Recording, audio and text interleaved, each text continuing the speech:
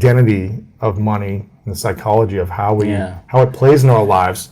Because a lot of people want to make more, they want to attract more, but they're just struggling with just the concept of it. Mm-hmm, yeah. Well, I think we've been programmed quite a bit with our relationship with money. I mean, we have a relationship with everything known in our environment. You have a relationship, a neurological network in your brain for your parents, for your cell phone, for your computer, where you live, where you've lived in the past, what you're going to do tomorrow. That, for the most part, the brain is a reflection of everything that we know, right? So along with that is our relationship with money. And I feel like I have a really good relationship with money because I work on having a really good relationship with everything in my life. Did you always have a good relationship with money? I think so. I think so. I've never really lived in lack. That just wasn't part of it. Even when I went to college and I had to take out student loans and stuff, I always figured out a way to always be a little bit ahead of the curve. And so let's back up and just look at how people form beliefs. Because most beliefs are created from past experiences, right?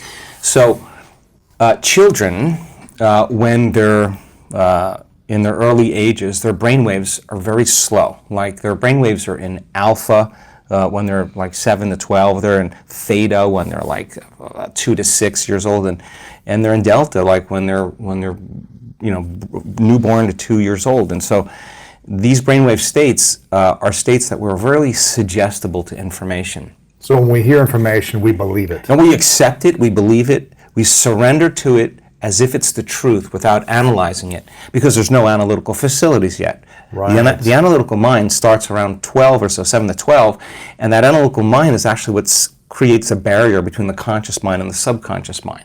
So before 12, roughly, what we see, how we model our parents' behavior, it's all being programmed subconsciously, right? And so that's really, really important, because if you heard money is the root of all evil, money is bad, only certain people are allowed to make money, you have to work hard to make money, this is how you got to do it, and that becomes the foundation subconsciously. Recording an audio file. You just keep recording that audio file, it becomes a subconscious program, right? So a lot of people have a relationship with money based on either what they've been told or what they've experienced in their outer environment, right? So then we gain information from our environment, and the stronger the emotion we feel from experiences in our lives, the more altered we feel inside of us, the more the brain freezes a frame and takes a picture. And that snapshot is called the memory. So based on an emotion. Based on an emotion. The emotion alters our internal state. So you're going along as Lewis, feeling really good, and all of a sudden you have this trauma, you have this crisis, you have this shock, and all of a sudden you have this dramatic change in your internal state, and your senses get heightened, and then you freeze the frame and you associate this internal state with whatever it is that's causing it, right? And that's how we create long-term memories, right? So are painful memories more powerful, or beautiful memories more powerful?